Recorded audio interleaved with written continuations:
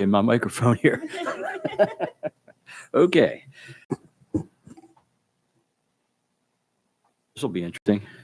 Okay, we're going to begin with 3 public hearings. The first public hearing, ordinance O-19-12, an ordinance of the Town Council of Chesapeake Beach amending the adopted general fund budget for the town of Chesapeake Beach for the fiscal year from July 1 of 2018 to June 30 of 2019 to reflect unanticipated revenue from admission and amusement tax and to appropriate additional funds in the amount of $175,000 for legal services, planning and zoning services, engineering services, and property maintenance, all arising from unanticipated geological events.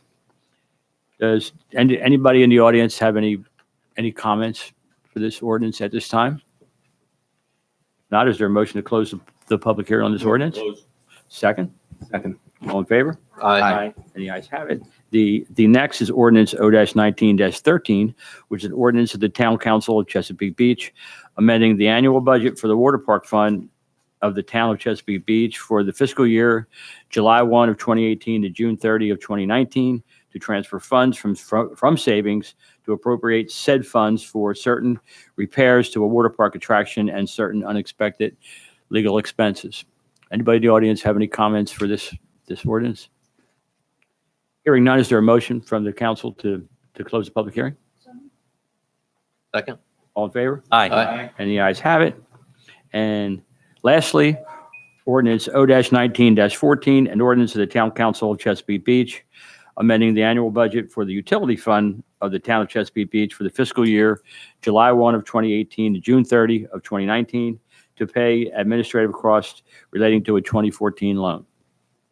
Any comments from the audience? Hearing none, is there a motion to close this public hearing? So moved. All in favor? Aye. And the ayes have it. We will adjourn now till the regular meeting starts in about 10 minutes or so. So.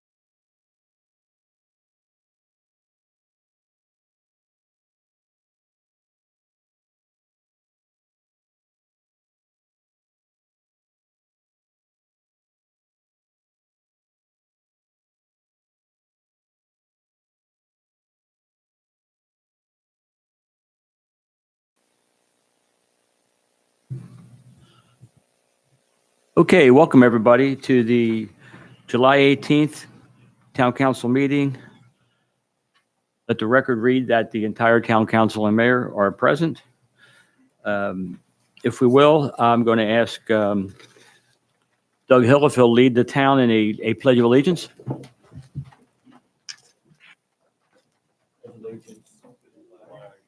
United States of America, to the republic for which it stands, one nation, under God, indivisible, with liberty and justice for all. Good evening, Mr. Mayor and Well, council members. We're Thank not ready you. for you yet, Oh, sir. you're not? That's okay. A little eager. I'm going to go have a seat. I like you. I like your spirit, though. The weather comes after the sports. Okay. Approval of the agenda.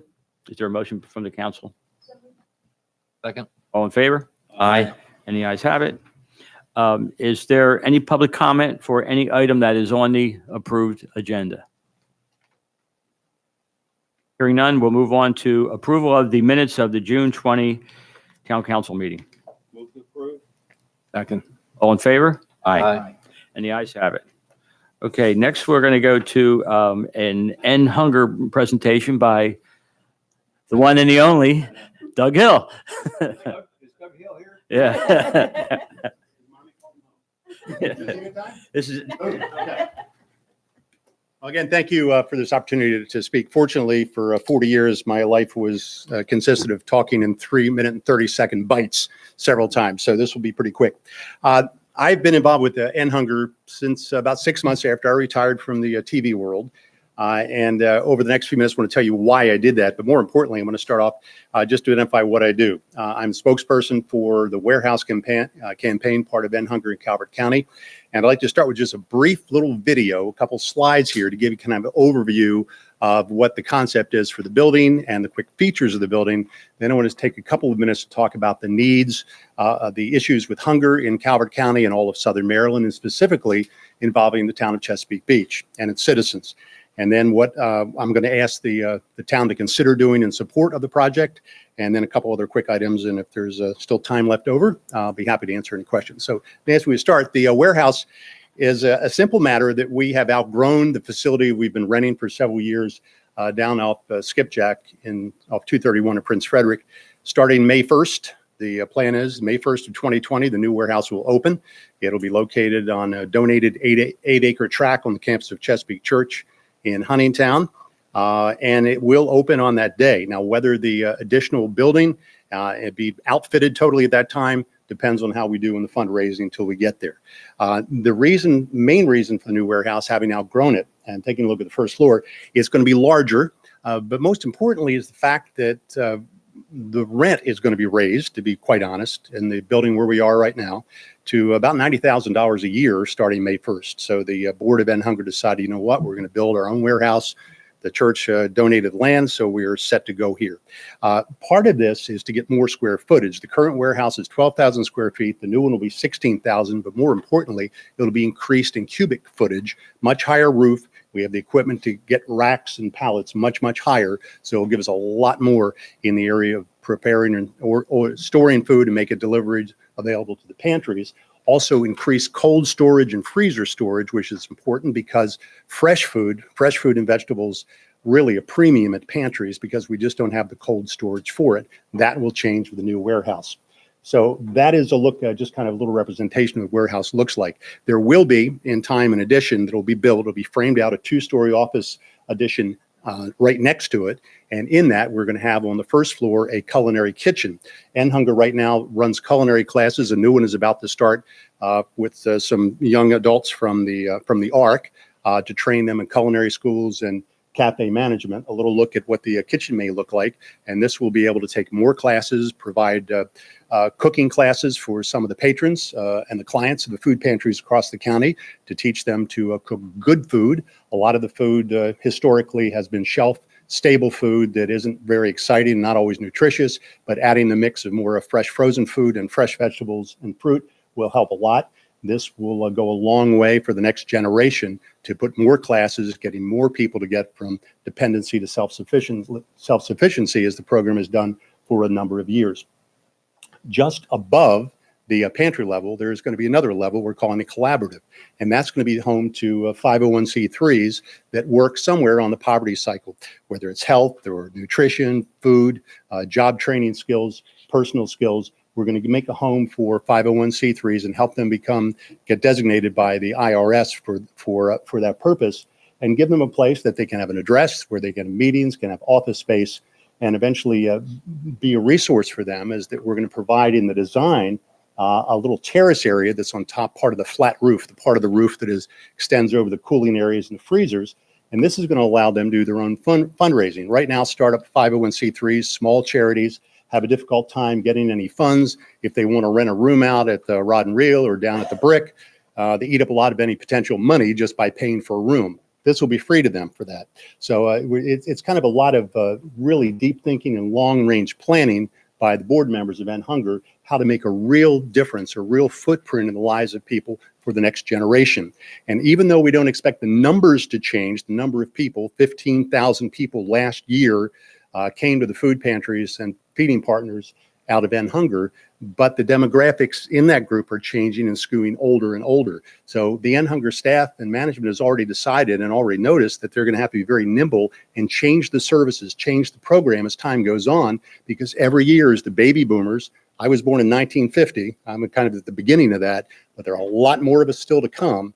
And because of that, we're also increasing the numbers we've seen coming to the pantries of retired military seniors. And they have their own set of issues too, health-wise, mobility-wise. So it's just not a matter of all food, feeding people. That's the cornerstone, but be able to figure out how we're going to work together to keep the problems under control and eventually come to a real resolution in the whole issue with feeding hungry people. The issue with hunger in this county and all across Southern Maryland is different than it is in big cities. It's rural hunger. It's working families that just have to make decisions every day, whether they have money for food or to pay their bills. It's food insecurity above everything else. And with that, I'd like just to talk just a little bit about some numbers for you here, which are really pretty staggering. 15,000 people used the food pantries last year. You'll see some of these same numbers in the little brochure we put together. 15,000 of them. It was over 1 million pounds of food. That's just in Calvert County. If you extend out to other areas of Southern Maryland, Southern Prince George's, Southern Anne Arundel, eastern sections of Charles, and western sections of St. Mary's County, it kind of comes over 2 million pounds of food a year and 25,000 people. Doing some research into the hunger issues, it's interesting to note that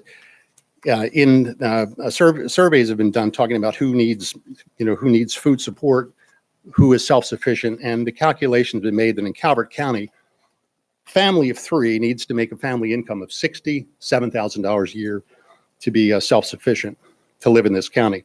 The federal poverty level for that same area is $20,000. So if you make over $20,000, a family of three, you can't qualify for federal food assistance. So there's this big gap. And that's what End Hunger does. It stands in the gap for people that need food.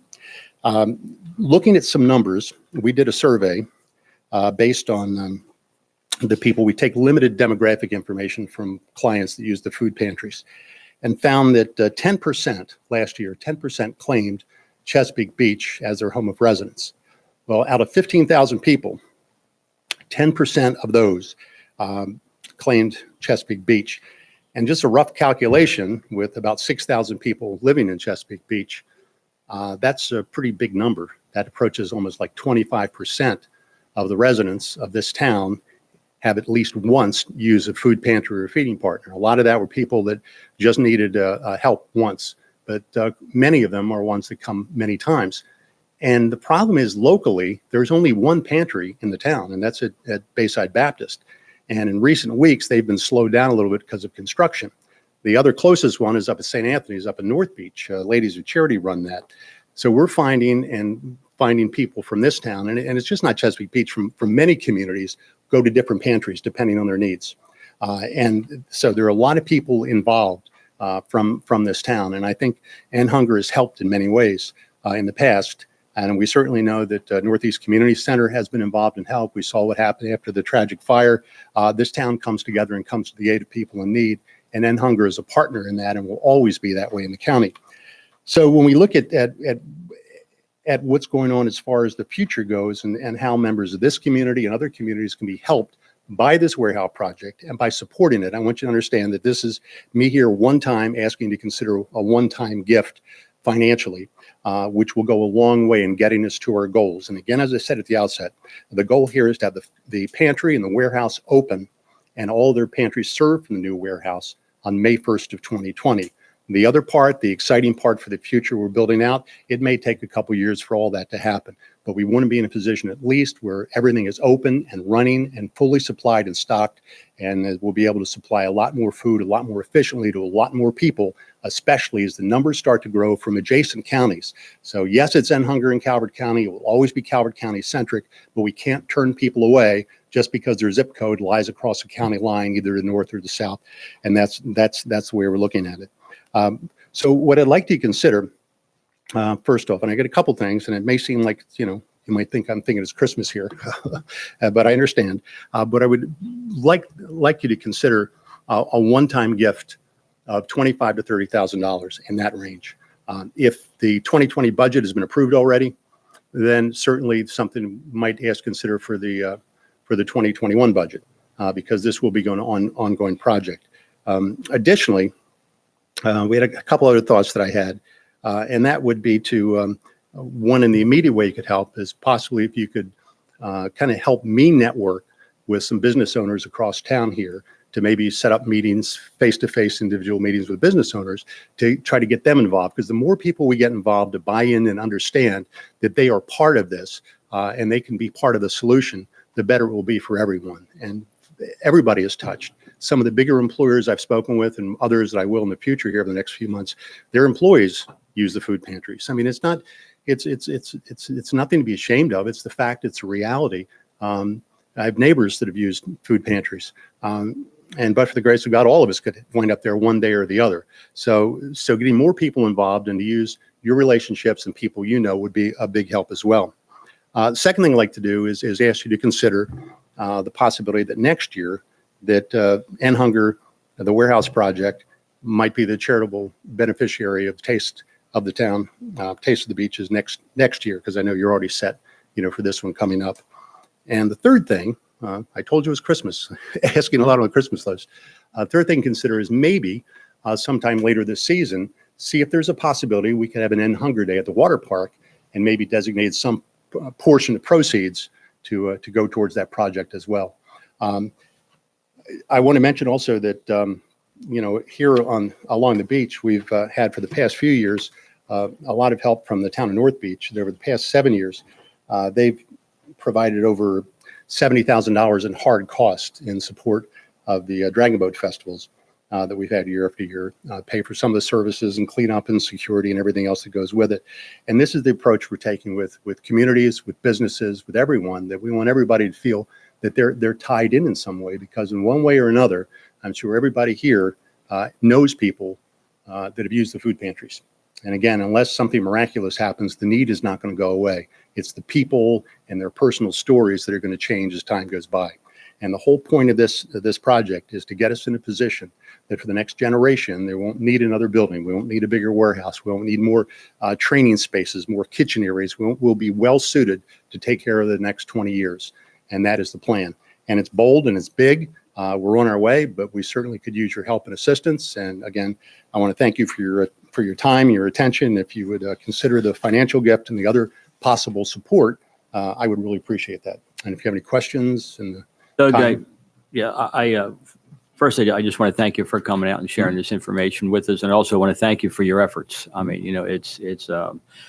I guess this just comes to mind. I don't know if I told you this when I was at the Beach Elementary for the "If I Were Mayor, I Would" essay contest, and these kids are bright. They just come at the mayor with everything, all kinds of questions. But what I left that day with was these children, fourth graders, could not get their arms around the fact that people are hungry. Mm-hmm. in the county. I mean, they just, and you know, I did explain what you're doing in Hunger the whole bit, but they were really just, it didn't seem right, you know, that they have a second refrigerator downstairs that's also full of food, more food than they'll ever need. Never been hungry. You know, mom says, stop eating that.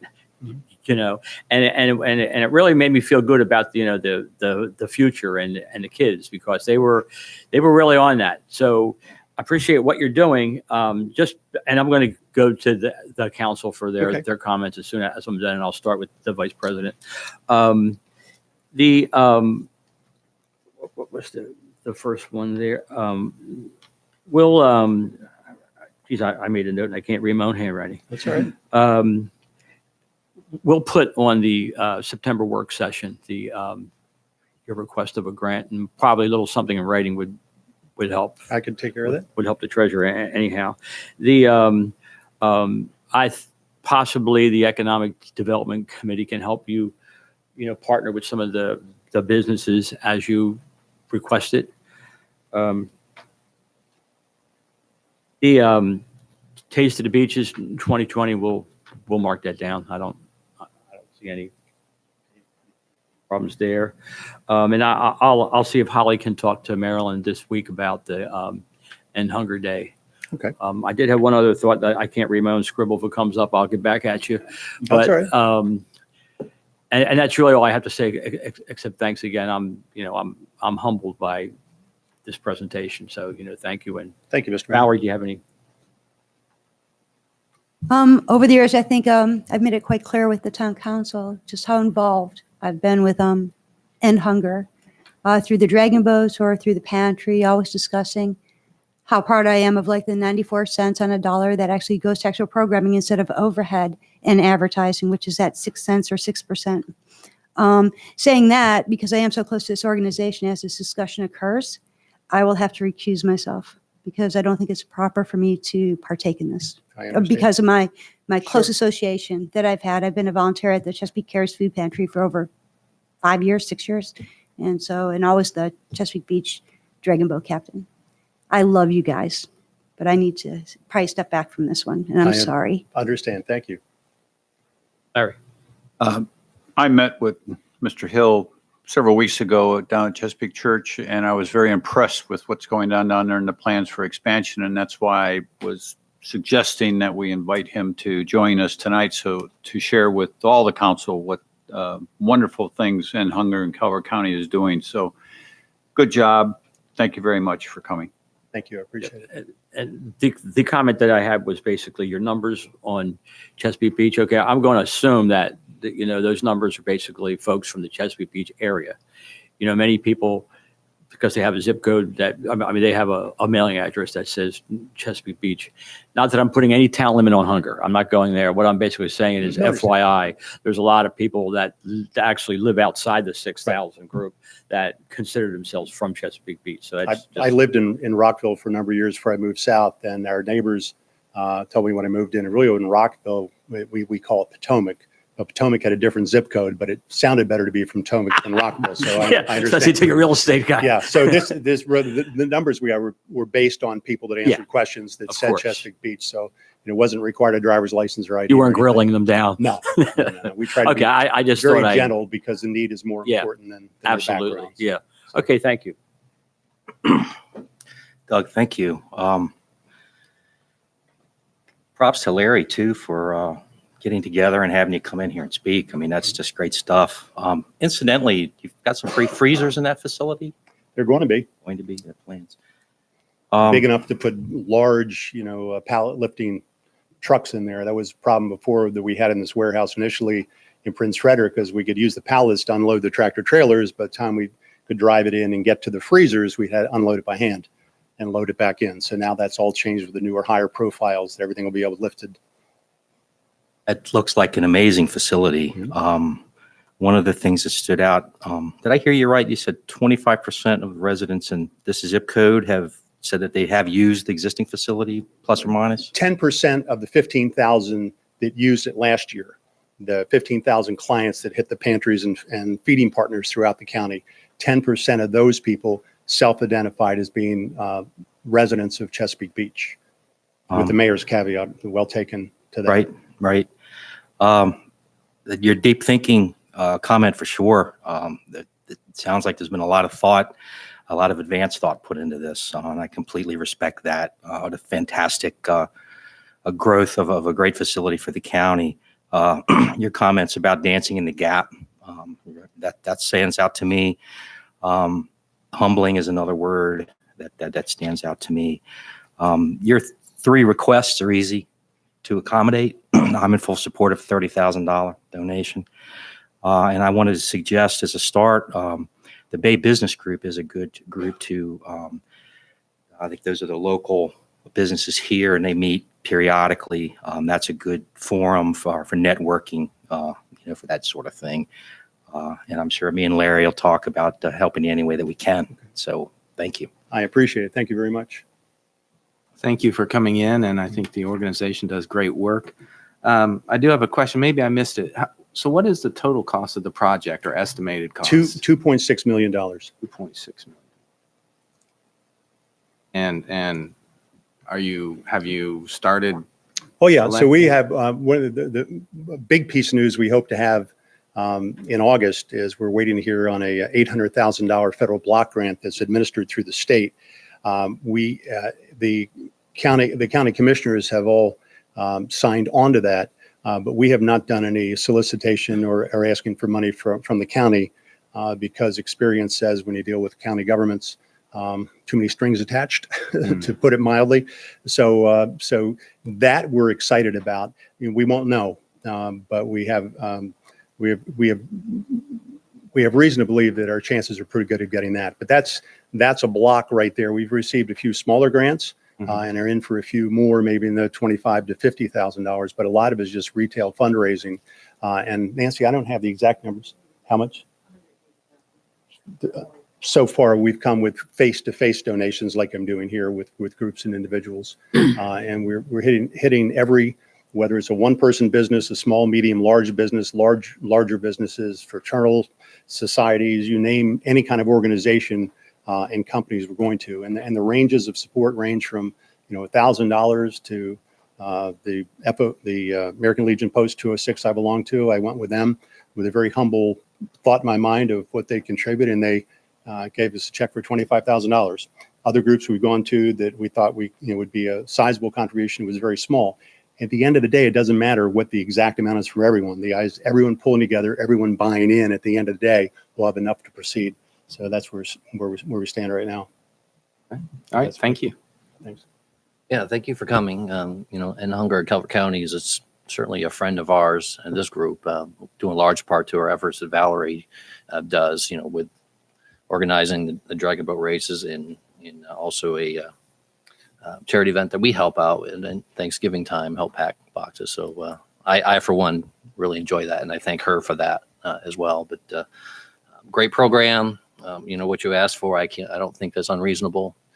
You mentioned Christmas. Well, Christmas in July. I have to think that we could help fill the sack a little bit. So Well, thank you. appreciate you being here. Great presentation. Graphics were Appreciate it. fantastic. And I think just the opportunity that you talked about, not only just with the food, but the other opportunities there, helping out the community. I think that's fantastic. It's amazing. The End Hunger, the staff has fairly small paid staff, but essentially the entire staff that runs End Hunger are millennial females, and having 4 millennial children.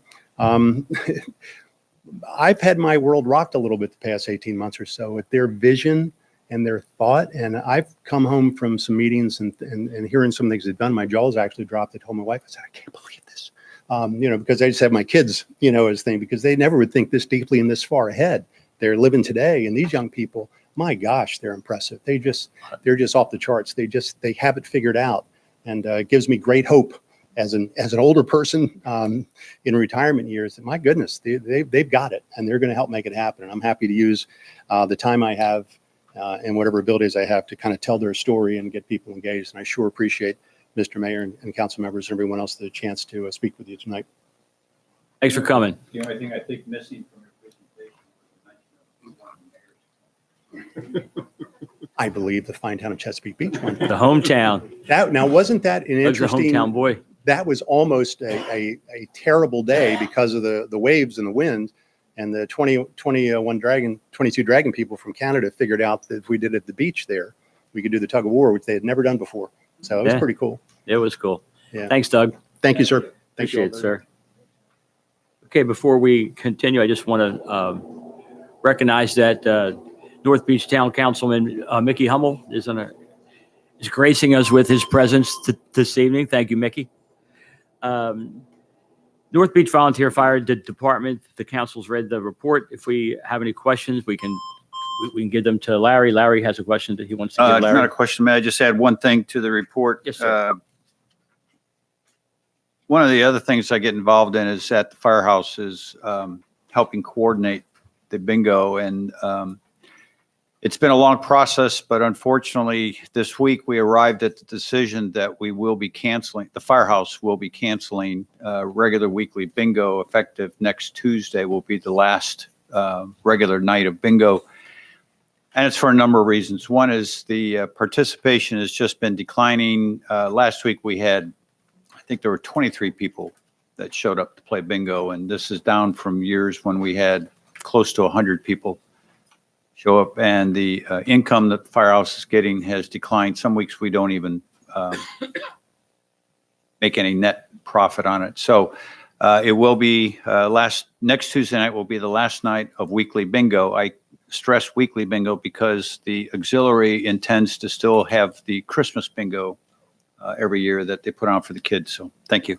You're welcome. And that's a shame because the old timers that I knew when I moved here in 1994, most of them, I guess, aren't with us anymore. That was a tradition in the beaches, Tuesday night bingo. I mean, that was just something that you didn't miss. I'm sure Bucky could. Yeah, Alleged they've been doing that that for over 40 years. And doing yeah, the weekly bingo. and I mean, when anyhow, there were a lot of issues that have led to that going down. Probably, anyhow, I don't want to get into that, but it's a shame. So thank you, sir. Okay, deputies report. We've read the deputies report. Does the council have any questions for the deputy? Morris? Good evening. Good evening, sir. Good evening. I just had a couple questions. One was I just wanted to mention that there's the scuttlebutt on speeding in Richfield Station's kind of increased a little bit lately. And I know you guys can't be every place at the same time. Anywhere in particular? Well, having living there, I know it at the entranceway to Richfield Station is really not, unless you're trying to catch people coming down to 60, really interior of Richfield Station. I'd say we're near the stop signs. People still running stop signs and speeding up through that area. Deserves continued vigilance.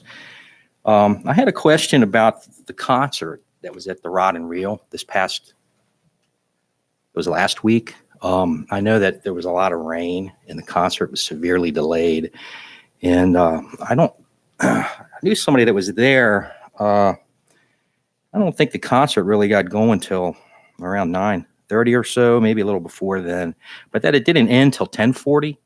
Did y'all have any complaints about noise or anything like that? And I was wondering what the ordinance was in town for noise, such as that. The noise, I don't know if the town has their own noise ordinance that I know of. It would fall under the Calvert County noise ordinance. And I would have to do a little bit more research on that. I was up to date on it about 2 years ago because of the bar in the beach, the yard. I had memorized the noise ordinance, but it's kind of like, gone because there's only so much, but I can look into that. And if there was any complaints, I know we've received some in the past, but as you know, from concerts there, but I don't know if there was any there that evening. So. Well, I've enjoyed some concerts there over the years, and I have experienced they do have a strong presence there in trying to control the loudness of things. I know for a fact that they do a good job trying to do that the best they can, but I don't know, it just seemed like it was kind of late to be having on a Thursday night to be having a concert. I know that there's different readings for commercial versus residential. And any noise complaint has to be measured from the complainant's property line. And it has to be over the certain decibel reading at the complainant's property line. And a lot of the times when you get the complaints, especially with the rod and reel, it's usually not over that decibel reading because it's from that property line. So the closest property line would be somewhere probably in the town, the Chesapeake Village. Right next I mean, door to Chesapeake the, right Station. next door to the stage.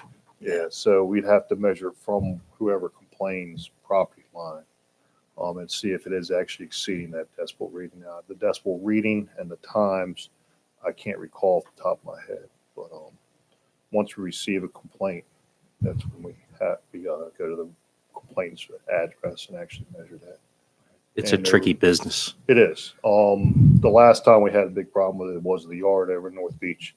And that since then, we really haven't had that many. Okay, there you go.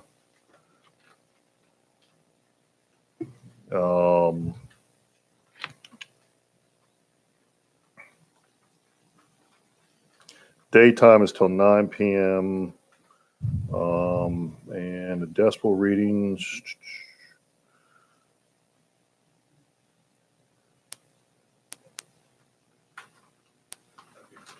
For nighttime for commercial, which they would be considered commercial, would be 62. What about the time? The time for night is 9 p.m. to, I'd have to go back up. It's 9 p.m. I think till, daytime is anywhere between 7 a.m. and 9 p.m. So nighttime would be 9 p.m. to 7 a.m.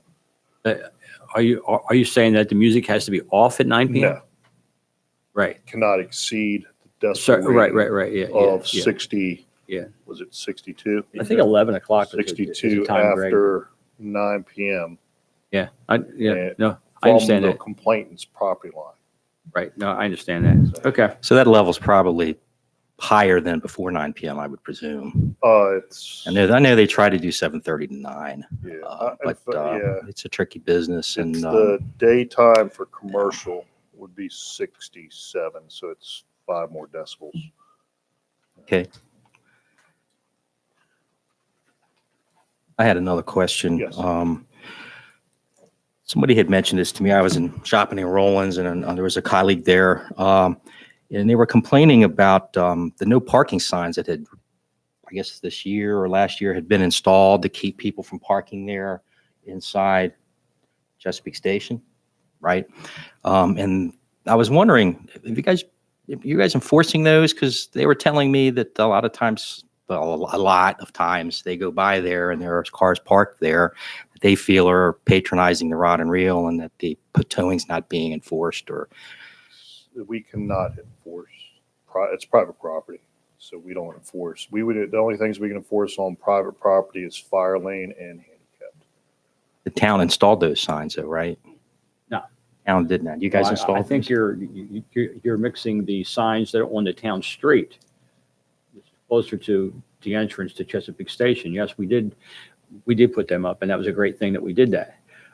In terms of Maybe those are the signs they were talking about. yeah, well, sometimes when you hear things from people, the stories get all jabbered up, Just vigilance. That's my last comment Yeah, on that. along, Yeah. I think the shopping center every now and then has had a security out there to stop people that are walking from the parking lot towards the rod and reel, but it varies. They're not out there all the time. They actually, I think they've hired a security company I've seen out there on a rare occasion. And they're sitting like near the bank, and if someone's walking towards the rod and reel on the sidewalk there, they'll actually stop them and say, "Hey, are you here? What are you doing?" kind of thing. But as far as parking in the shopping center, that's something we can't enforce if they are going to the rod and reel. The area is in transition, and the parking garage is going to be done. I don't know when it's going to be operational, but it's transition over there too. Yep. So, thank you. Yes, sir. Jumping the gun a little bit because it won't be on this report, but I'm wondering if you've had many calls for fireworks use in the town limits. I would not know how many. We did have some, yes. There are some. Throughout the evening, of course, because it was an extended weekend. We had them starting probably on like the second or third all the way through that whole weekend, throughout the county. But yes, in Chesapeake Beach, North Beach, all of it, yes. usually deputies respond, but by the time they get there, they're, because no one's got a bunch of money, so most of them are already shot off and done. But if they get there and find them still doing them, they'll stop them. If they're banned fireworks in Maryland, there's a lot of people complain about fireworks that are actually legal in Maryland. So it's a very, you have to figure out if they're legal or not legal. It's like height and size or what? Only ground-based are legal in Maryland, which in other words, they're not something that is shot up in the air and goes off. It has to go off from the ground. Like, I think Roman candles are okay in Maryland, sparklers, of course, and things like that. And there's certain things, as long as they stay on the ground or basically explode from the ground, they're mostly legal. But anything like the ones that go up in the air and pop off, they're not Legal. legal. Right. Correct. They've gone to Pennsylvania or Virginia where I would buy them. Citations, I mean, did you, Not usually. We got an email from our command staff prior to the holiday weekend that how to deal with them. First, of course, go out, and the first time a warning, and the second time is confiscation, and what they had, and then if you go back a third time because they had some more, and then it was a citation, but it's through the fire marshal's office and all that. That's taken care of. So it'd probably be get their information and then follow up with a citation. it might be a good topic for the newsletter for next year, pre If July, you- that might if- be I mean, if just you the want- rules if and they- all and that. we can get a list of what's legal and everything and how they can. That might be a good topic. I think you're right. Yeah. All right, thank you. Sergeant, I have a comment. I'm looking down at your third bullet under four thefts, and I can't help but to think that if I was a prospective, home buyer, and and my wife sent me off to say, well, go to the town meeting and see what's going on over there, and see what kind of look at their crime report. I'd be on the phone right now saying, honey, sign the contract because they got a big problem down there shoplifting of iced tea. That's I tell you, between the Fast Stop and Rollins. Yeah. I mean, if you go back and look, it's Fast Stop and Rollins, they have a big shoplifting problem. They've got some good employees that keep an eye on it, Mhm. but it's a constant thing. I guarantee you, every month, either from Rollins or Fast Stop, there's probably a shoplifting on here. And I'd say we're pretty good, and they're pretty good about. I'd say 75% of the people are caught. Well, the good Which news is probably better than a lot of the rest of the county. If you look at Right. I mean, closed by arrest means someone was caught doing it that day. And if she asked, did they catch the guy? I could say, yeah, they got yeah, him. they call it. Yeah. So, Yeah. but it's usually small items. It's not anything. I mean, yeah, if you look at iced tea, candy bars, or over at our Rollins, they have a big problem with medication being stolen. I wonder how much walks out of CVS because they don't really call that much, but they probably have the same problem, but they just don't have probably the staff to keep an eye on it. I just thought I'd mention that. Right. How many of the folks that are caught are transients versus residents of the zip code? I would have to research Okay, that. not that important. I Yeah, was just wondering. the ones that are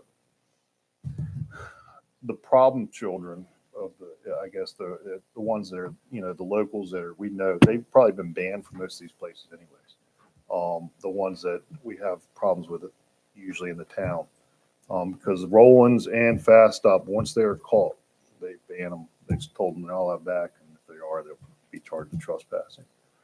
So a lot of the locals, but whether they're local or from the county or out of the county or whatever, I'd have to look that up. Well, to the mayor's point, in other words, good job. Yes, So- thank you. All right, thank you, sir.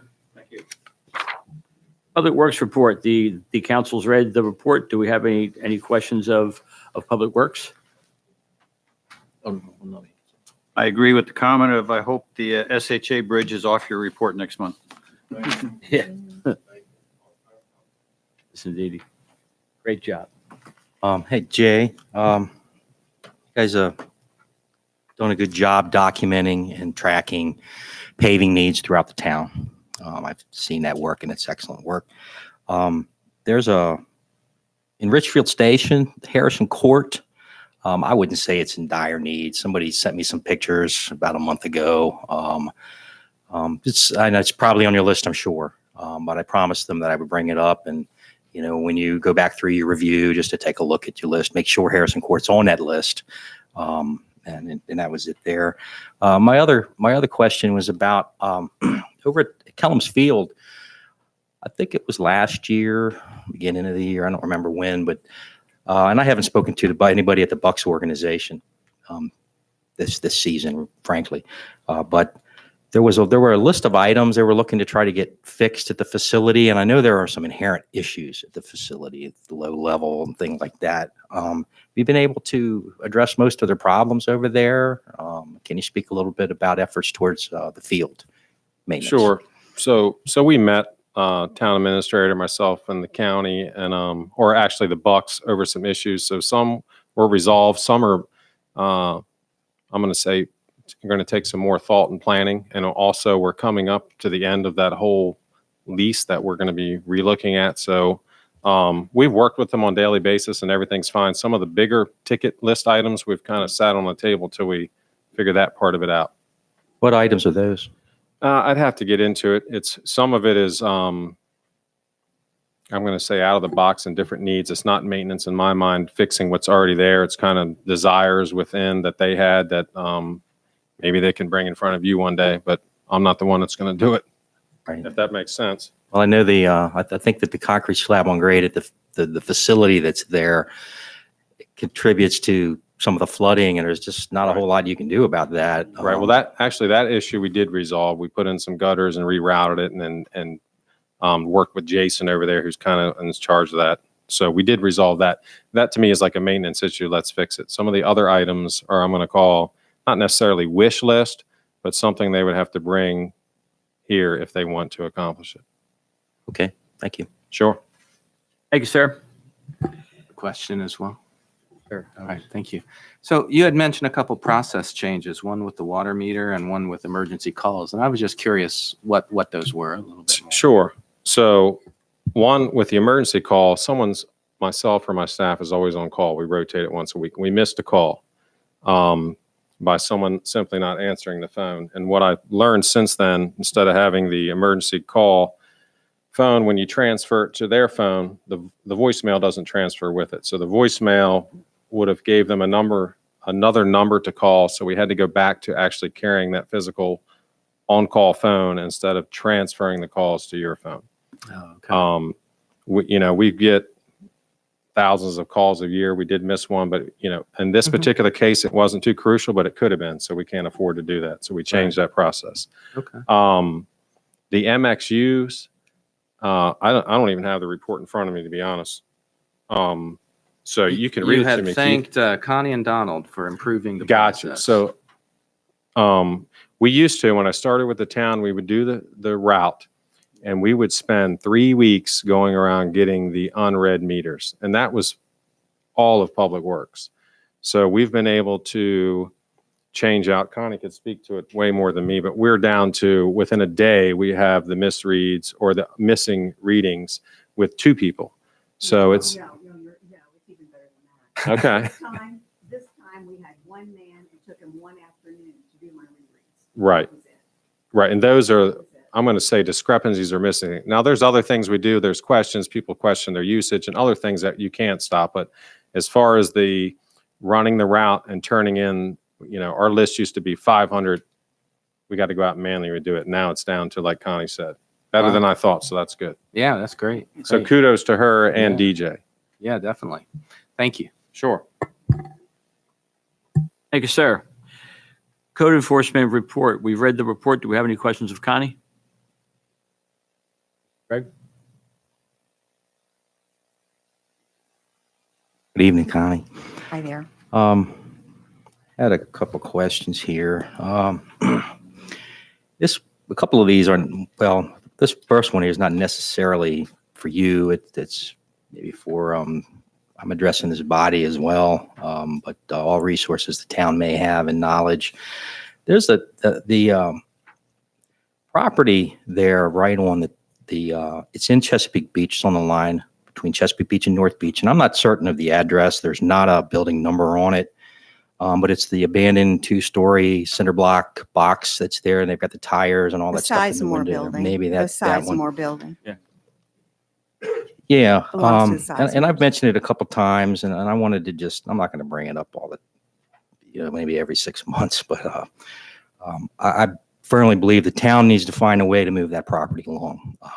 If that's zone residential, is that building in compliance with the residential code? And this is just, I'm not asking you to answer, but just for you and this body to think about that property there. It's an eyesore. If it's not, can that even be a house in its current condition? Like you said, we can't discuss that here at this meeting, but I think it's a good idea that possibly Holly, the zoning administrator, I myself sit down and have a discussion about It'd be it. nice to move that property along somehow. I was wondering, I'm sorry, I can't remember the name, but across the street from Abner's, that building with the deck that I know, is that something that's, We are waiting on the town attorney. She is, I believe, going to file a contempt charge.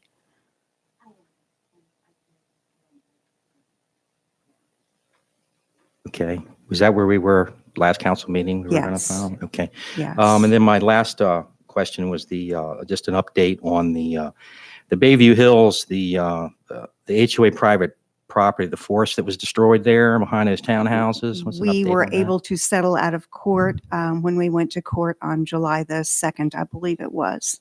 Hopefully, if he's compliant, that will come into compliance in the next few months as soon as the weather cools off enough to start doing the work that it's going to take to mitigate the problem. Okay. And they did pay a $500 fine to the town. That, at some point, I'd like to get an update on what was settled there. But thanks, Well, Connie. we don't even have a plan yet approved for the actual settlement, what is going to be planted, how it's going to be done. We're waiting on that to come to us right now. Is that something that particular HOA will be able to weigh in The HOA on? is involved in it, yes. Right, great. I think, I'd like to Yes. say for the record, I think the town has Alyssa, you look displayed like, due diligence through this matter. did you have something to So- say about it, Alyssa? Do we get an electronic version of the plan that they gave us in court? Chris has it. Okay. I don't have a copy of it. It's my understanding that he's working with them. Oh, is he okay? I just want to make sure somebody was on that. Well, we do need to get a copy of it. Okay. Okay. Anything Great, else? thank you. Okay. Very good. Town engineers report. We read the town engineers report. Do we have any questions of the Madam Vice President? Yeah, hi, Paul. Once again, Fishing Creek dredging. On the report, it says again, we've expressed to them our thoughts about the alignment of the existing jetties.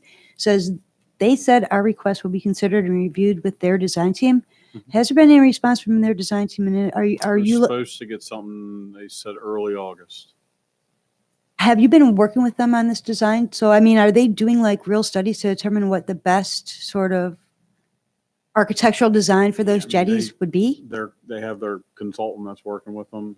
I'm not directly working with their consultant. We've expressed what we believe should be done, thoughts, ideas. They did not disagree. They said they couldn't necessarily say that that's what they're going to do because they had to study it and they were going to pass that to their consultant. And I talked to them, I don't know, maybe 2 weeks ago. Yeah, I And they mentioned- said we would have, some feedback in early August. Yeah, during the MML, during the cabinet secretary roundtable, Right. I talked to DNR about it also. Oh, excellent. Because I also don't want you or us Mhm. to just be handed a design that we had Yeah, no thought in, although I guess Right. in some ways it is in their hands if they pay for it. it is. It's their And money. they own it's it. their- yeah. And I understand this, but, Yep. as I keep saying, dredging is something that comes up continuously and it's a large expense for the I town, agree. for the Corps, Mhm. for everyone involved. And I want to make sure that they're doing their due diligence Agreed. by including you Mhm. and then you including us Mhm. in that discussion. Well, so far they have, but I haven't gotten a response. So it hasn't gotten to that level. Yeah, I'll ask you every month because That's I want to make sure that we're, you know, We did get the survey. I got it today from DNR on the channel itself. which is filled in again. Is that, It is like elevation 4 is the worst. And I'll send it around to everybody. I just got it literally today. let me just, I might have said it last month, I'll say it again. When we did the oysters, I was fortunate enough and lucky enough to go out with Jay to put the oysters into Right. the bay. And he had a depth finder, Mm-hmm. you know, for his fish. Mm-hmm. And you could see when you went under the bridge Oh, yeah. because it's so much thinner and there's so Mhm. much more water flow. And I'm not a hydrologist, but it was evident that in that sort of depth held for a bit beyond the bridge. Mm-hmm. So it's really from the bridge to the bay where obviously the problem is. Well, I mean, I can show you really easily. It's colored. It's real simple to see. But basically, once you get about past Windward Key houses going out, that's where it's, and then it goes back out again, Yeah. right there. And that's Every where year, the, that's where we always. that's where the jetties go on the beach like that. Yeah, exactly. And so anyways, it seems like, you know, I just want to, So it's filled in about roughly 18 inches. in how long? And that's little piece right there. And in how long? 2 years, 2.5 years. Yeah, because I mean, the other flaky solution, well, you know, when we were thinking outside the box, was to figure out how to buy our own little mini dredge equipment so that we can maintain Yeah. a normal depth in that channel. So it's about 3,000 yards. Mhm. Got to be moved to get it back. Last time it was more than that. So it's hasn't quite made it back to where it was, but But it by the will. time they actually But it get to will. it, Yeah. So Right. just for FYI, the north side of the channel is the best to be on. The south side towards the rod and reel is the worst. So you need the boaters. I mean, I'll share this and maybe we could get it up on the website so you could see it. It's pretty evident. But I think a boat may have gotten stuck on the south side recently or hit it or something. So yeah. Yeah. I just don't want to see them unfortunately just raise the height of what currently exists because I don't think that's nearly adequate. I hear you. So But just keep Yeah. reinforcing it. I'll get this to Holly and so everybody will have it as well. Right, and I'll say my comments on the marine and the piers when we get to that part. Sure. So, but thank you. Mhm. Thank you, Paul. I'll go with you. Thank you, Mr. Mayor. Paul, I'd noticed down there around the entrance to Richfield Station, there's Miss Utility's been there and has marked a whole lot of stuff in that. Have they been communicating with you about any impending work? They're picking it up just so when they do their loops for the new poles. It's a planning function right Yes, now, just to it's a locate design where everything planning is. function. Mhm. Okay, Yes. cool.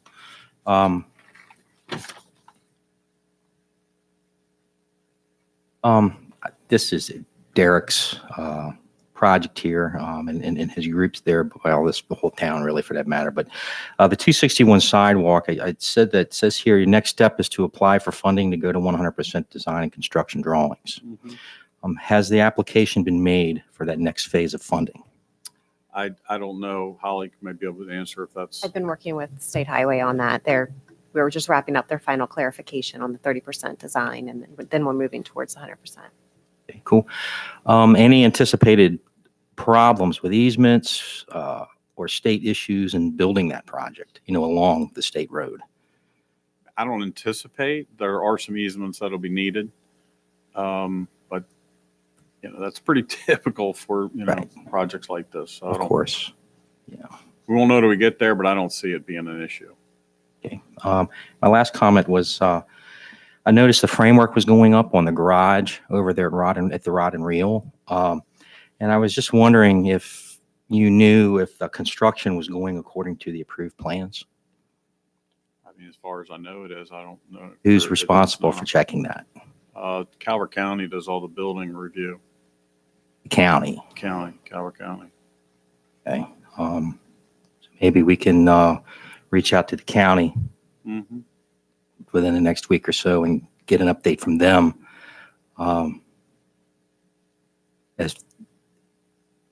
know that it's important to the community that facility be built per the Sure. approved plans. Right. And at the framework that I'm mentioning in particular, it's going to support the metal art that was shown in the fabulous illustration. It's going to look fabulous when it's finished.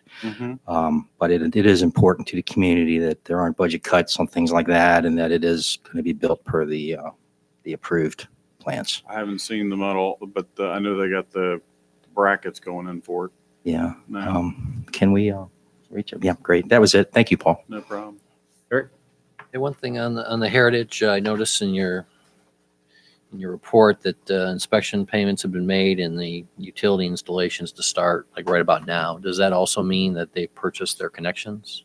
Are those the utilities we're talking about, or are we Yeah, I talking think about? the fees they've paid are all the fees for the main lines. But when they come in for building permits for each unit, I guess they'll pay for the taps. That would be something Connie would be working with them They on. just called me last week and asked me for the letter again. So the permitting lady for the builder has reached out. So I would say they're getting close. We're moving along. Yes. Okay. All right, thanks. Thank you. Water Park report. We've read Marilyn's report. Do we have any questions for Marilyn? Madam Vice President? It's not so much a question, more like a statement. It's thank you for the 25th anniversary yesterday. It was really nice, and it's nice to see the town get together in that way, and the weather held off just enough. So I thought it was a really nice event. Great idea, and congratulations on your last audit with Ellis. Thank you, Marilyn. Water Reclamation Treatment Plant report. Do we have any questions for John? Congrats. Thank you, John. Town Treasurer report. Do we have any questions for the Town Treasurer? Sure. Dale, good evening. Hello. Under the fiscal year end close, the second sentence, say due diligence is being done to make sure all transactions are being recorded in the proper fiscal year. How does incorrect, how can transactions be incorrectly recorded? One of the things that the auditors pointed out last year was we did a really good job on a cash basis, but not on an accrual basis. So I'll give you an example. If you have a bill that you pay in July, but it was really for a service performed in June, that needs to be put back into June. So that's what we're doing. We're making sure we're capturing all the transactions correctly and making sure they go in the proper year. Okay. Under the Calvert County outstanding accounts receivable, I presume that's what that means. Yes. Sorry about that. Yes. No, that's okay. That's acronym. The O&M invoices going back to July 2017, what are those? Can you explain that and the second item, just briefly, if you can, the 162,000 in outstanding NR invoices? What are those?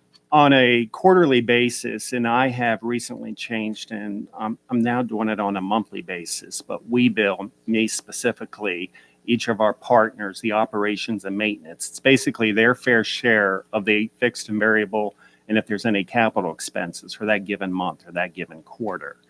In the case of Calvert County, unfortunately, when I first came on board, it appeared that they had fallen pretty far behind. And what they shared with us is they had an administrator that basically wasn't paying the bills, and needless to say, that administrator is no longer there. So it took them some time to get caught up. The good news is they're almost completely caught up. And let's see, I don't have any other questions. Thank you. Thank you, Dale. The town administrator's report. I think Holly has something to mention about the green team. Yes, I just wanted to thank Barbara Keat for her leadership in the green team. She has stepped down as the chair, and a Brandy Summerlin, which is also a Chesapeake Beach resident and a green team member, is going to be leading that team moving forward. And they've provided great help working with CBOX and some great green initiatives. So we really appreciate all of her leadership. And I have a comment on that. I have a comment on in terms of the speed cameras that we had and then don't have on Old Bayside Road. We've Holly's been working, diligently with the county to try to come to a resolution. Basically, the issue is we need to raise the speed limit there to 20 miles an hour so we can put the speed camera in. There's state laws. we're kind of at an impasse, and I don't really like being at an impasse. It's July, and, school starts up in September. We all know before you know it, school will be starting back up. What I want to do, and I'm going to have a request of the council, but what I want to do is elevate this to a situation where, instead of the mayor, going forward to the Board of County Commissioners, I'd like the council to join me in that. And I've asked Holly to draft a letter, which is basically would come from the mayor and council to the board, requesting for public safety reasons that they, consider raising the speed limit so we can install a speed camera. And what I would like to do, Holly is putting together a lot of background research. That's why the draft isn't here right now, with numbers to support our request. So I'm going to ask the council for a motion to authorize the mayor to send a letter to the BOCC from the mayor and town council requesting for public safety reasons that the board raise the speed limit on Old Bayside Road in town to 20 miles an hour so the town can install speed cameras. Obviously, you'll have a copy of the draft before we go forward with it, but this will be the most expeditious way to do this. The motion. Yeah, I'm asking for a motion. So moved. Yeah, second. All in favor? Aye. Comment? Sir? Just for the record, I understand the background behind this. It just seems wrong to me to have to raise the speed limit in a school zone in order to be able to put up the speed cameras. Yeah, It's nuts. That's true. But The issue should be, don't raise the speed limit, just lower it so you can put a speed camera in there. we're all in agreement, but, I'm just wanted for the Yeah. record. Yeah. It's just wrong. Okay, thank you. All in favor? Aye. Any ayes have it. We'll get that as soon as we can. You'll have a draft, and Sharon will have a copy of it for you to come by and sign at your earliest convenience. Thank you, Holly. I have one more question. Yes, sir, Regarding please. this report, please. Please. Thank you. So on the website updates, you included a mock-up design, and we're asking for comments. And so I just wanted to understand the scope of the comments that you're looking for right now. Is that just about the design? Because it seems to be just a static image. Right, it is. I'll take any comments related to the website. Any comments as to ease of access or information, entry points, any comments is welcome from the public. That imagery is what's been decided upon? No, or- it hasn't. We're still working so through that. Pretty much everything. Yes. All right. Mhm. Thank you. On the website, follow up Councilman Pardiak's question. I guess looks like there's some public outreach to try to get public comments. Have we put that on the happenings? We haven't, but I can. Good idea. Thank you. That's all. Thank you. And I just want to just make a quick statement regarding the speed cameras. And, as you know, I've been bringing this up for a couple months, and it's very frustrating that it hasn't been moved. But I want to thank you for the initiative to do that. I think, and thank you, Holly, for running this down, because I know you've been having a hard time getting an answer. So I appreciate that, certainly. And, we'll stay on top of it. I know we will, and we need to, because school's right around the corner, like you said. But if hopefully this takes care of the effort, but if it doesn't, then maybe we should talk about some other things in the future. And I don't mind saying that as soon as we send out that letter, I'm going to call each commissioner up individually to not only give them a heads up, but to have a conversation with them. If I could just include, the deputies have been patrolling that area and have been issuing tickets as well, just to kind of monitor the speed just in the time period that we're waiting. On that, and I agree with the resolution, and I'm full support of that. Them raising the speed limit to solve that problem. Why do we have to go to county commissioners for that? Is there somebody within the county that's got that authority? Well, sometimes in government and in business, when you're not getting the answer, you ask, you elevate it. And I think right now we're at the point where the mayor, where the elected officials need to have a conversation with the other elected officials, because we're talking about the public safety of all of our taxpayers. So I think this is you don't elevate everything, but it's time that I elevate this, and I'm more than willing to do it. Agreed. Thank you. Yeah. You're welcome. Mayor's report. A couple things. We had a successful fireworks event once again. Taste of the Beaches is coming up September the 14th. We also have a volunteer appreciation party coming up on August the 6th. And I have a couple of business items.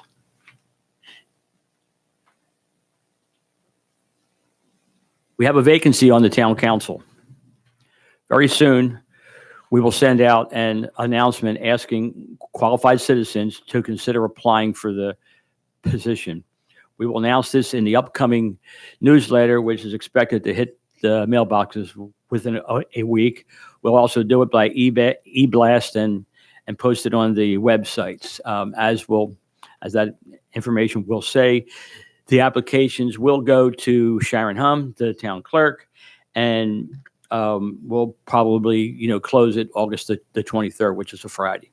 So look for more of that, and we'll do what we got to do. Good news. Recently, I received word from the governor's office that Governor Hogan appointed me to a 4-year term to be a member of the Critical Area Commission for the Chesapeake and Atlantic Coast Bays. First mayor in either beach town to ever have that honor. This does not affect my status as mayor. In fact, the seat that I'm filling, being an elected official, is a requirement. I just want to say that this appointment is an honor. It's humbling. I'm excited about the opportunity to serve the beaches and the county and the state. Our town is in the critical area. We are shepherds of the bay, so I am just absolutely elated that Governor Hogan recognized that and made the appointment to a mayor in one of the beach towns. I'm also excited about the further visibility and partnership opportunities that the town will have up in Annapolis with the governor and his administration moving forward. Critical area falls under DNR, and I think everybody here knows that we made a conscious effort to support, their programs and to move forward with them, and to partner with their cabinet secretary. And lastly, I just really want to thank the council for their support and their involvement that we've done as a group these last 3 years in supporting the state and DNR, et cetera. I do believe that was the key driver in the governor selecting your mayor. So I thank each of you. Thank you very much. So it'll be fun going forward. I start in August, which is next month. So that's all I have. Next, sorry about that. Vote on ordinance O-19-12, an ordinance of the Town Council of Chesapeake Beach, amending the adopted general fund budget for the town of Chesapeake Beach for the fiscal year from July 1 of 2018 to June 30 of 2019 to reflect unanticipated revenue from admission and amusement tax, and to appropriate additional funds in the amount of $175,000 for legal services, planning and zoning services, engineering services, and property maintenance, all arising from an unanticipated geological event. What's the council's pleasure? Move to approve? Second. A comment. Please.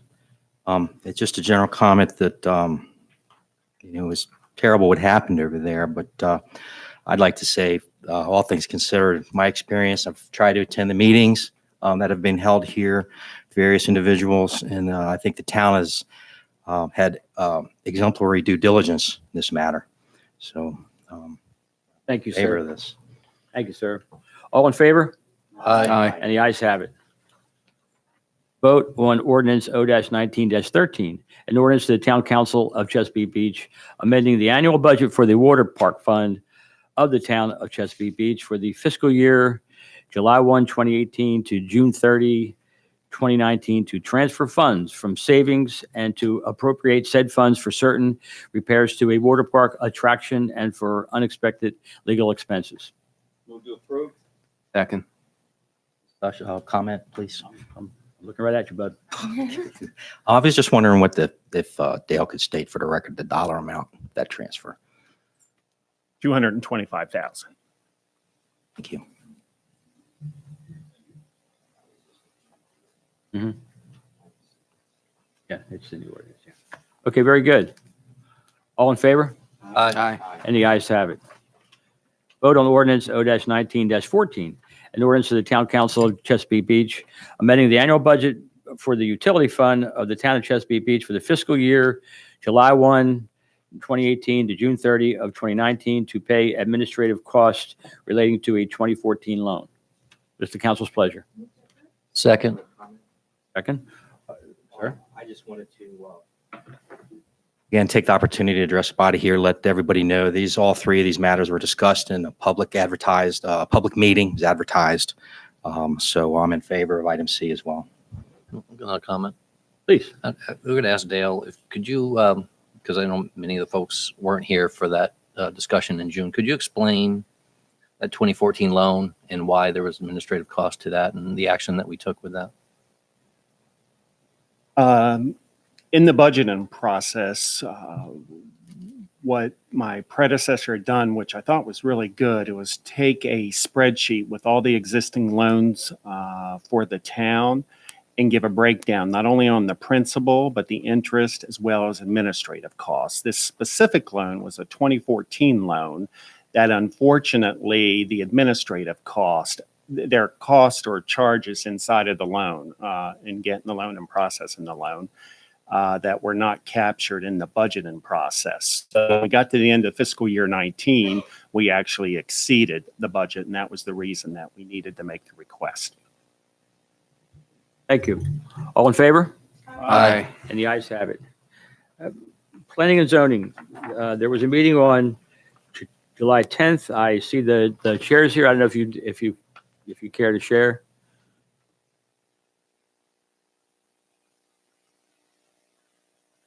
Hello, Jeff. Evening, Mr. Mayor, Council. It was a good meeting we had. It wasn't well attended by the public, but it was a good meeting internally for the commission. We had a lot of discussion. We're really working with Chris, talking through some of the land use issues and just trying to understand how we describe things and how that could be, what that downrange effect is as we start to write. We're trying to draft some of the sections of the comprehensive plan, and this land use one was tough, and so we spent a lot of time talking about it. We have another work session scheduled. Instead of our regularly scheduled monthly meeting, we're having one in between. So we're going to have another work session on July 31st here in Chambers at 7 o'clock. Just to, again, continue that kind of deliberative process within the commission and invite anybody from the town who wants to witness, participate, hear some of the discussions that we're having. Again, we're trying to move this along. We had a little bit of a lull back in the spring, but we're trying to be a little more aggressive and trying to get some of this stuff developed so we can move it along in the process. Thank you, sir. Again, but it was a really good meeting with lots of good discussion, and I suspect we'll have some good discussion among the different commissioners at the work session on the 31st. Very good. Any questions? Jeff, the last meeting, was there anybody from the public that spoke about the comprehensive plan? No, we had one resident who I happen to know personally who lives up on C Street, up near the North Beach border, but he didn't have any comment. He departed before we had any public, before we got to the public comment, but he said he would, if he had anything, he would send it to me, and I didn't receive anything from him, but I'll check in with him over the weekend again. Well, that project's probably the largest one by far you're going to experience during your tenure there. And I think everybody's done a great job trying to move that forward with as much public input as possible. So thank you. Thank you, sir. You have better luck than I read about it all the time, and I just roll my. I hope so too. Yeah. Thank you, sir. Yep. Board of Appeals, no hearing held. C-Box, Mr. Bacon.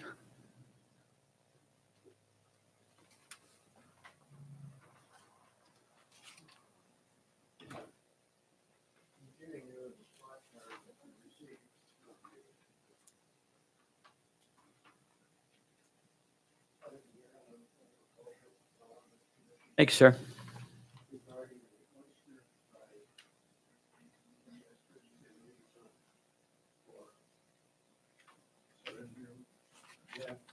Copies of this are on the table in the back for you.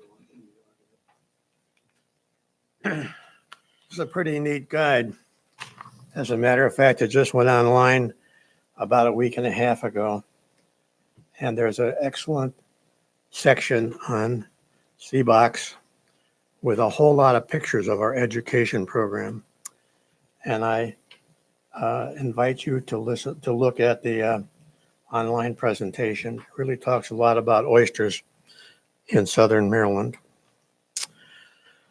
The Lockwood is still coming on October 2nd to 9th. 1-hour tours are available and being scheduled for the schools. Public tours are available on the weekends. It's a great family event, and once in a lifetime, it will not ever be coming back. And Chesapeake Beach might consider doing something special for the time during this tour. The library has asked for input, and we sent them input on all of the CBOX activities that are going on for the next 6 to 10 months for their Smithsonian Institution-sponsored waterways. If the town would like to do something on promoting the town in this area, contact Joni Kilman. We're about to start our 9th cycle of oyster restoration, and it will happen on September the 6th at 10 o'clock at Marina West. This year, we'll be putting in 50, not 30, but 50 cages. Actually, it's 54 cages now. We just had another couple of issues in the Fishing Creek, and 20 cages at Harrington Harbor North. They'll be placed along, those will be placed along bay piers. We need some volunteers. Wear your water shoes. We just learned from the Department of Natural Resources that our presumption for our low spat count last year, when we spat counted in June, was true. It was due to the high water rates, high rain rates for the past year. We've been told by the DNR that it might affect our spat coming in this year, and we might not have a good year because the hatcheries are having to add salt to their brine tanks in order to compensate for the low salinity level in the creeks that they get their water from. Thank you. Thank you, John. Thank you, sir. Economic Development, Larry? We have a rescheduled Moonlight Cruise Saturday, August 3rd. This was originally scheduled for June 15th and got weather canceled because of that. So this is rescheduled for Saturday, August 3rd. This is the one that'll be narrated by Dr. Ralph Eshelman. He's going to talk a little bit about the history of steamboats on the bay and how they influence development in our town and others. As the mayor mentioned, planning on Taste the Beaches is moving along quite well, thanks to Holly and Marty. We've got a very good sign up so far. It's looking very promising, but we need volunteers to work the day of the event. So if you feel so inclined, please contact Town Hall or me or anybody, but we really need some help. That's all. Thank you. Sure. Twin Beach Opioid Abuse Awareness Coalition. All right, thank you. So I just wanted to emphasize that there have been no fatal opioid overdoses in Chesapeake Beach this year, and only one in North Beach. So I think that's great news. I hope it's the start of a continuing trend and the result of all the work that's been done by the state, county, various nonprofits, as well as our committee in trying to raise awareness about this, getting people trained in Narcan and other efforts. The first step, of course, is to, stop the deaths, keep people from dying, and then get them the help that they need. So there's still a lot of work to be done. The provisional overdose death statistics have come out by the CDC, and there was a nice article in the New York Times discussing it a bit. I think it was in yesterday's New York Times. And there's been a 5% decrease in deaths nationwide due to overdoses. That's all drugs. But still, there's 68,000 plus deaths attributed to overdoses. So there's still, which is still higher than any other the gun deaths or car accident deaths. So that's still a huge problem. Calvert County Non-fatal overdoses so far, 48. Fatal overdoses, 12. And so we've not had a meeting in this last month, and we continue to work on outreach activities in and for the community. This weekend, we'll hold an outreach event at St. Anthony's Catholic Church in North Beach. We're going to provide a brief summary of the issues and the purpose of our committee, as well as connect folks with our coalition partners who will also be in attendance. The Calvert County Health Department, Calvert Alliance Against Substance Abuse, and the parents affected by addiction will all have a resource table there. And so we're going to be inviting folks, anybody that's interested, to drop by those tables, have one-on-one conversations with the folks there if they care to. And so we're hoping to do this with other churches in the community as well. And then we also continue to coordinate with the Twin Beach Players Youth Troupe to bring an opioid addiction production or an original opioid addiction production to the community later this fall. Still working through that, hoping we can bring that to y'all. So the one other thing too, I got this letter from the Calvert Alliance Against Substance Abuse in my mailbox, and they have developed a new website. I think I may have mentioned this the last time, but now they have these nice cards advertising it, and there's some in the back there called Hope for Calvert website. .org, and it has a nice listing of all the resources available in the county, the upcoming meetings, as well as additional information. So, if you need that information, please pick up a card. There's also a telephone number back there, or if you know somebody that might be needing that information, they're there in the back. Thank you very much. Can I get a comment? Keith, I had a quick question for you. You might know. I know that in Maryland right now, the law is just for medicinal purposes. But I was just wondering if you had any data regarding other states who have outright approved marijuana for recreational use, and how those states, their data, how that may have affected opioid overdoses and or deaths. I do not, but I can certainly try to look into that a little bit. Thank you, sir. Walkable Community Advisory Group. All right, Eric? just a quick update. We did not meet this month. So as you recall, we selected a planning firm to help us with our work at the last council meeting in June. So we expect that contract to be finalized real soon, and then we'll have that initial kickoff meeting with that contractor. Group is real excited for the work to come, and we're eager to get going. So we expect to have that kickoff meeting pretty soon. Very good. No unfinished business. New business. Council to consider awarding a contract to Disson and Junn LLC in the amount of $144,910 for the public boat ramp repairs, utilizing Maryland Waterway Improvement Funds in the amount of $80,000. What's the council's pleasure? Second. Please. Yeah, I'm fully supportive of this, but I just want to once again kind of mention the fact that when it comes to the boat ramps, I know one of them is going to be floating if this is approved, right? But if next time which there will be a next time, we ought to consider more of those because it seems like a good solution for what we're doing. And also, I'd like to remind the public that these boat ramps are free to Chesapeake Beach Town residents if you come into Town Hall and get a hang tag. And so you should take advantage of this. Motorized and unmotorized, watercraft are welcome to use the ramps. Free of charge if you're a Chesapeake Beach resident. Yes, indeed. The town council said they want it free for Chesapeake Beach residents, and that's what they got. All in favor? Aye. Any ayes have it?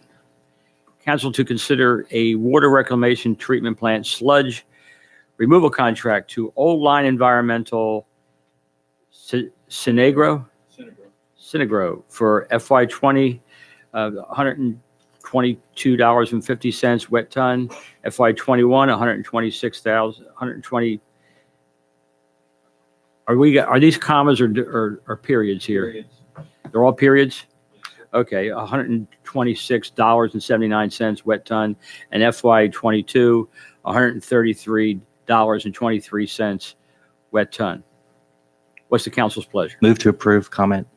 Let's get second, the motion maker. Yes, please. I just noticed that in Holly's recap of the bidding efforts, the price per wet ton 3-year for Old Line is in the report. It's 131.23. On the meeting agenda, it seems to be a couple dollars more per ton. Is that? Am I reading that right? These two match up. And then fiscal year 22 says 133 on the agenda. But it's as per the work session. There was no increase between then or anything like that. I think we discussed Well, we that. have a motion and we have a second. I mean, we had to have the I can go run back. correct Pull the amount. bid. Yeah, we needed the correct amount. Thank you for doing that. We need to, and if we need to, retract and make a new motion, we will, but we need to pass the proper numbers. So thank you, sir. We'll verify that. We'll take a little break here.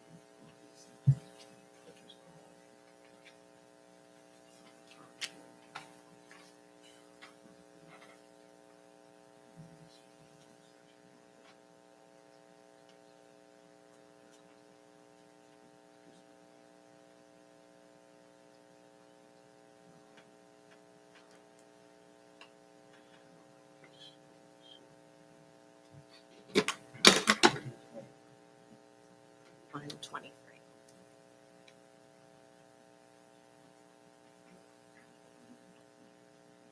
And so if I can ask track your.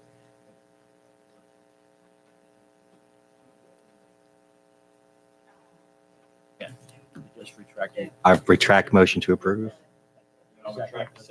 Okay, then we'll re-motion. Council to consider a water reclamation treatment plant sludge removal contract to O-Line Environmental, Sinagro, FY20, $122.50 per wet ton, FY21, $126.79 per wet ton, and for FY22, $131. Move to approve. Second. All in favor? Aye. And the ayes have it. Yeah, that's great. Good job. Thank you, sir. Brittany over there, buddy. This is where we ask for public comment. Anybody in the audience have any public comment, please step forward. Hearing none. Nope. Okay. Yes, sir. Name and address, please, sir. Nathaniel Pope Jr. My home address is 8105 Tuckers Trail, Owings, Maryland.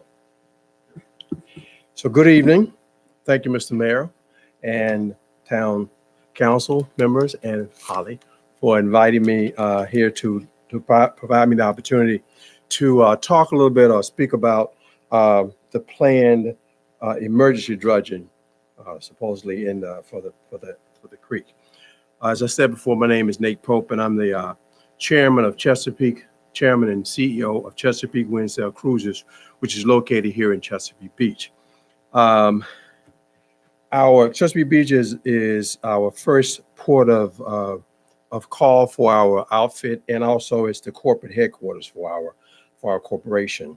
Our 5-year plan including ports to include Hampton, Virginia, Annapolis, the National Harbor, and Baltimore, Maryland. Chesapeake Wind Cruises started here in 2016 with our first cruise in 2018. Our idea was to provide an opportunity to visitors to Calvert and residents of Calvert County to experience the bay from the bay instead of looking at the bay. However, we are now finding that we are actually getting people to come to Calvert. People who are visiting or staying in Baltimore, Annapolis, Washington, D.C., Northern Virginia, and even from Delaware are coming to us here in Chesapeake Beach to go sailing. Why? Because we spend a lot of money in marketing and advertising. So when people Google or look for things to do in DC or Annapolis or Baltimore, they'll find us and come to Chesapeake Beach to go sailing. We've heard from many people, we've heard a lot of people say that they didn't know this place was here. They never been here before. And as a matter of fact, a few of our captains and first mates have never been here because it's not a sailing community. It's always Annapolis. Last year, with the record rain, we served nearly 300 people for our first year. Despite all the rain and challenges we had last year with the weather, we still felt it to be an encouraging year for us and gave us hope for the upcoming year. This year, we started out with with a lot of activity in May. With May bookings, our first month of the season was up 190% over last year, and June bookings on the same track. My thoughts were maybe this will be a very good year for us coming up. Then in late May, one of our captains went aground. We didn't think much of it because maybe she went too far to the starboard in the channel. Now keep in mind that last year we only got stuck in the channel one time. That was the last cruise of the season, but we thought maybe there was just a tide. We miscalculated the tide and we got stuck, not knowing that this was a sign of things to come. Since May 24th of this year, we've been stuck in the channel 4 times and have dragged the bottom of the boat on many occasions, even when sailing in the middle of the channel. We thought it would be the deepest. Hearing from Paul this evening, we now know it's the north side, a little bit deeper. The Silk has moved more into the middle of the channel, as Paul has stated earlier. We've had to offload passengers in the middle of the channel more than once, which is a very dangerous situation. In the middle of the channel, not on the side, but in the middle of the channel. We have reduced our schedules from 4 daily cruises to 2 daily cruises to coincide with the high tide, which has resulted in a 50% reduction in potential revenue, not to mention the cruises that we had to cancel because of our fear of getting stuck in the middle of the channel. The fact that we're getting stuck in the middle of the channel is not a good look for us or for the town of Chesapeake Beach, which in our mind is our business partner. Together, we're working to bring people to the town of Chesapeake Beach to experience all the things that we have to offer here in this region. As past chairman of the Calvert County Economic Development Commission, I realize the importance of tourism in our county and in Chesapeake Beach, and the impact it has on local businesses. This year, with our increase in sales, we have seen an abundance of people who are, as I said before, visiting Chesapeake Beach for the very first time, even from as close as Upper Marlboro, Bethesda, Frederick, even Springfield, Virginia, who have never been here before and are amazed at what they see. Having said that, we are partners and we look to get it. We are partners, and if we get stuck in the middle of the creek, the city gets stuck in the middle of the creek. In our customers' mind, they see the responsibility of keeping the waterways navigable, a requirement of the town of Chesapeake. They don't see anything else. They don't know anything about the Corps of Engineers. That's what they see. I understand from my conversation with Holly that we have an emergency dredging scheduled for sometime in August. But as you know, with the school system closing up early this year, this only makes a shorter season for us. Late August is really too late. The whole notion of an emergency dredge means that it is done as soon as possible and not planned. I don't think you can plan an emergency. I think it is important that the town work with and on behalf of its business partners to get the dredging done as soon as possible. The importance of dredging the channel should always be a priority since the waterway is one of the major industries here in town.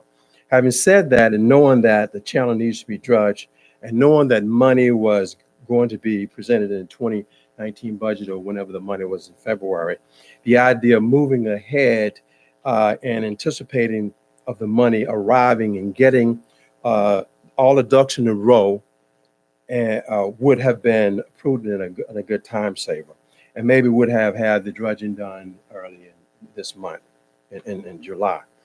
I understand that you most likely want to make sure that you had all your money in place before you did all the dredging, before you did the contracts. But I've seen RFPs go out that had statements on it that said this RFP is based on future funding. So when the money arrives, you will already have your contracts in place and scheduled to go and have the dredging done in July instead of August, etc. early. With more than 6,500 boats that use the creek, and you talked about repairing the ramp, it's important that if you repair the ramp, people still need to be able to get to the ramp. And the channel, there should be no reason to have 2.5 feet of water in the channel when the majority of the boats draw between 3.5 and 5 feet of water. And on the map, it shows 5 to 6 feet of water. So I applaud and appreciate the fact that you are addressing the issue of dredging with the Corps of Engineers and in the fall, but I do feel that this emergency dredging should be really, really, truly an emergency and get it done right away. Don't wait until next month, because next month will be too late for a lot of us. We need to get this done. You may not have heard much about the water level from many of the charter boat captains, because many of them believe that the problems fall upon deaf ears when they talk to people and no one listened to them. The small business companies pay Maryland amusement tax. You talked about appropriating that earlier. The small business pay Maryland admission and amusement taxes, and many pay sales taxes, which eventually come back to the city. The less money we make, the less taxes we pay, the less money you get. I believe that I believe that you will do the right thing and expedite this process so that we can get the creek dredged with emergency dredging. And we hope that the Corps of Engineers will then extend the jetters out, as you talked about earlier, farther and higher so we don't have to go through this again no time soon. I appreciate this opportunity that you have allowed me to make this statement. And I sincerely hope that you will do all things that are possible to move the schedule up for the emergency dredging and understand that it is truly an emergency for all of us. Thank you very much. Thank you, sir. Comment? Can I? I'll go. There's a lot to first. unpack there. Yeah. We're good. Appreciate your time. Can I ask one question? I didn't hear. I'm sorry. No, I'm sorry. I just lost you at mid-sentence. No, I was apologize. listening when there was a lot of, he had said a lot there. I'm And thinking and listening at the same time. I had some thoughts about. Yeah, what he had to say.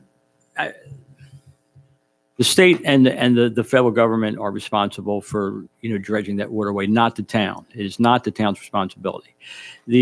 Having said that, this town works diligently. It seems 12 months a year, every year, and always planning for the next one. And the hat goes off to the council and the town engineer for that work, and of course the staff. We've been fortunate that we received a partial dredge in August of 2017, and we're scheduled for one in 2019, which is basically 2 dredges in a 24-month period, which is pretty hard to believe that we could actually get that done here. As DNR told me, there's a lot of waterways in the state, and everybody's in line. For this particular dredge that is coming up, the state is holding a public hearing. Is it an emergency public hearing? Or just a public hearing. Right, comments for, I don't think Yeah. they'll hold a hearing. Yeah, is receiving comments up until August 15th Right. before they release the money. Right. We're expecting that money to be released at that time, which would be August the 15th. As I said, that would be the second dredge in a 24-month period, which is better than most people get. And that's, you know, if you feel a need, it's the state that you should be talking to. You know, I would say that I'm assuming that you rent a slip from the resort. Okay, your slip holder, and everybody over there, they should be talking to the state if they feel that, you know, this should be done, this should be expedited because they got the money, and it's their waterway. So that's where, and I've mentioned that, you know, before to people. I've told charter boat captains that. I said, you know, call Gerald. He's the guy. He have him make a call. But we are where we are right now, and I'm actually happy that we're getting this partial dredge.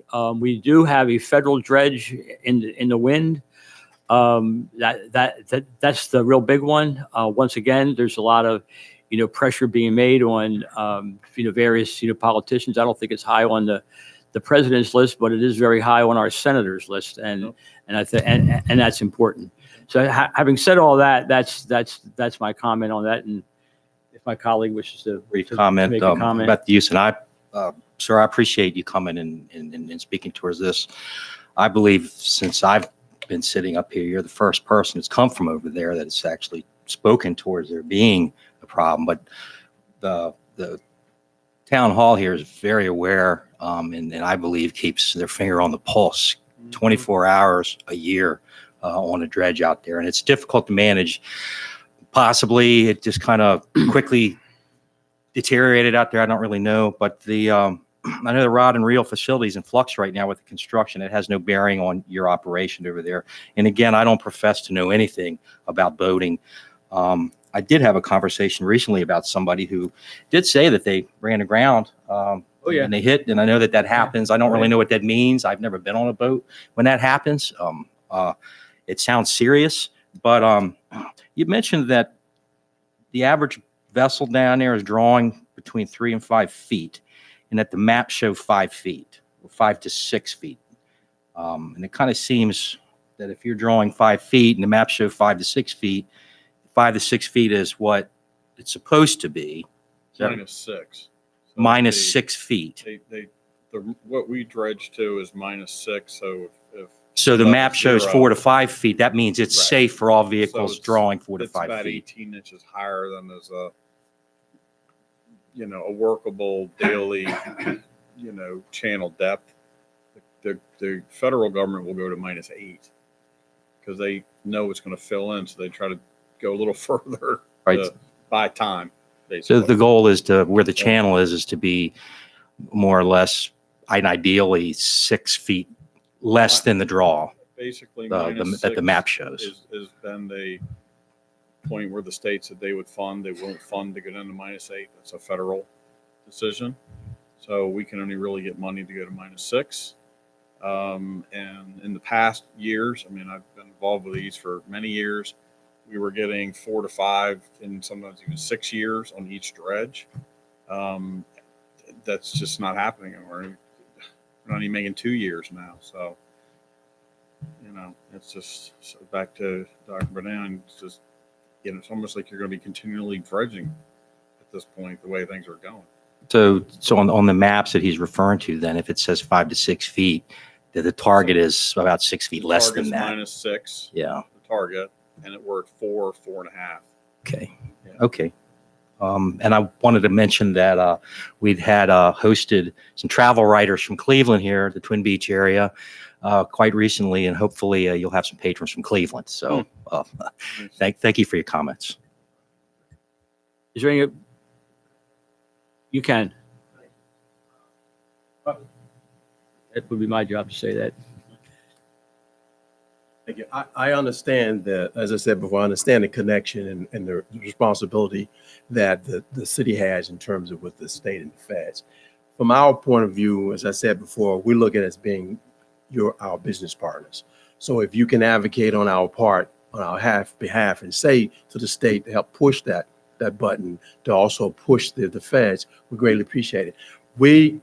I personally, and I talked to Holly about this, last year contacted the Department of Natural Resources because in consideration with the speed not being obeyed going in and out of the creek and not having proper signage for the speed and no wake zones. So I had conversations with them last year. This year they've got around to, they said they were going to do it. So they installed the signs. They brought down about 6 different signs that says no wake zone, and they put up buoys for the markers.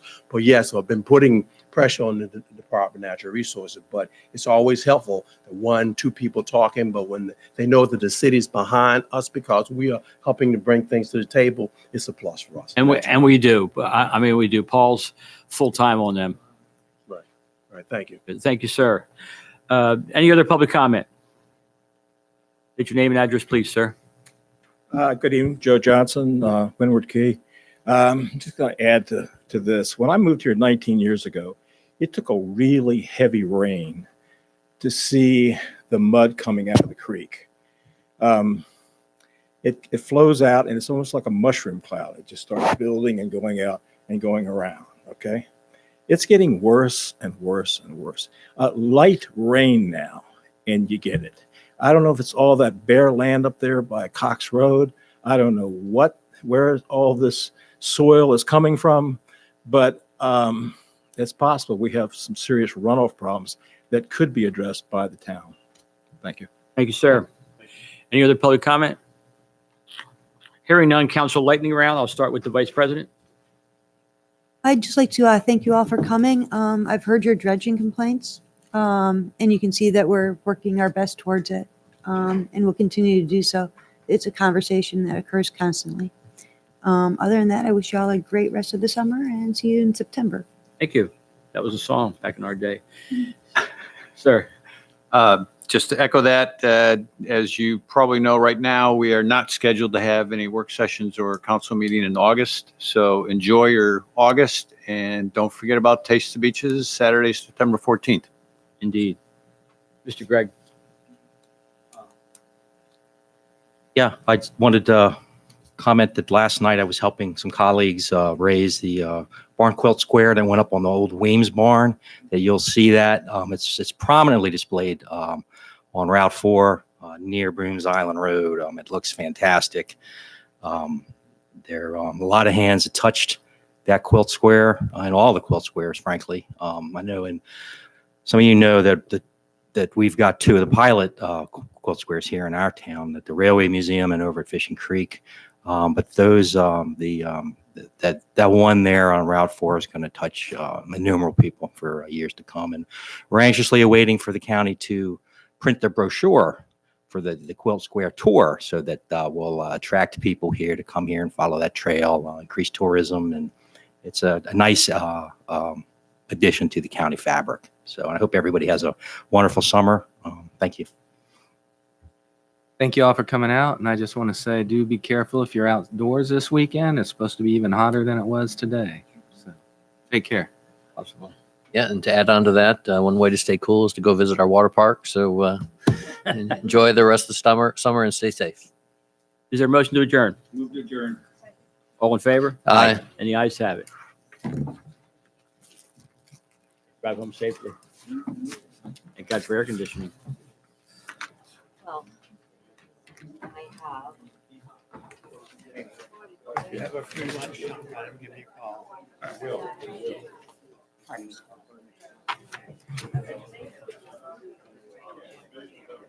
What's up, lady? It lives here? Okay. Yeah, always listen to a woman. Yeah. Thanks for the catch. It's a different. Thanks for opportunity. Payment. Issues that